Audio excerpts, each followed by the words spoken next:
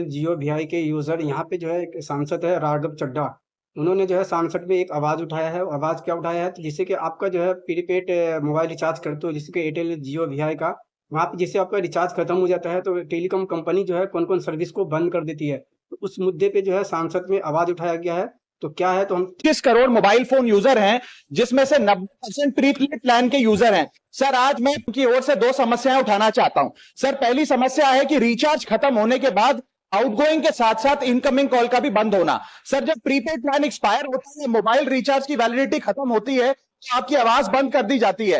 होने के बाद आउटगोइंग कॉल बंद होना समझ आता है, लेकिन इनकमिंग कॉल बंद होना सरासर मनमानी है। सर, हमारा मोबाइल नंबर आज हमारी डिजिटल पहचान बन चुका है। एसेंशियल कम्युनिकेशन जैसे कि UPI payment, banking, OTP, train ticket OTP, PAN Aadhaar authentication, interview का कॉल, हॉस्पिटल का कॉल, माँ बाप का गांव से कॉल, तमाम चीजें इनकमिंग कॉल और इनकमिंग एसएमएस से आती है, और वो इसलिए बंद कर दिया जाता है कि इंसान एक रिचार्ज कराना भूल गया। सर, इनकमिंग कॉल बंद करना is not stopping of the service, ये हमारे राइट टू कम्युनिकेशन को स्टॉप करने जैसा है। सर, जैसे आपका आधार कार्ड इसलिए एक्सपायर नहीं हो जाता कि आपने डिटेल अपडेट नहीं करी, या आपका बैंक का खाता इसलिए बंद नहीं हो जाता कि आपने मंथली डिपॉजिट जमा नहीं किया, या आपका वोटर आईडी इसलिए सस्पेंड नहीं हो जाता कि आप एक चुनाव में वोट डालना भूल गए। ठीक उसी तरह आपका मोबाइल नंबर इसलिए सस्पेंड और डीएक्टिवेट नहीं होना चाहिए कि आप एक रिचार्ज भूल गए। सर, मैं सदन में फ्री आउटगोइंग की मांग नहीं कर रहा, फ्री डेटा की मांग नहीं कर रहा, लेकिन इनकमिंग कॉल फैसिलिटी की गारंटी होनी चाहिए। मेरी 3 स्पेसिफिक मांग है। पहली,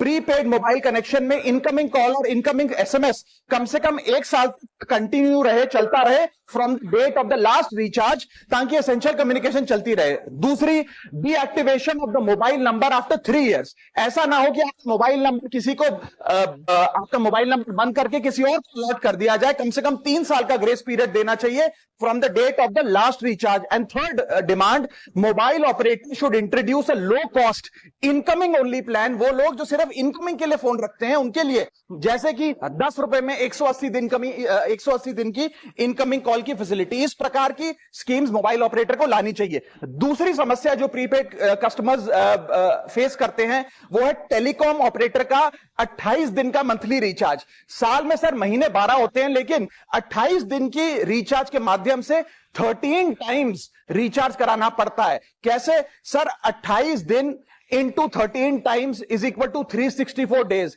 ये एक बड़ी क्लेवर स्ट्रैटेजी है, जिसके चलते आपको फीलिंग 30 दिन की देते हैं, लेकिन आपसे डीलिंग 28 दिन की करते हैं। सर, दुनिया में हर जगह बिलिंग साइकिल कैलेंडर मंथ के हिसाब से होती है, 30 या 31 दिन।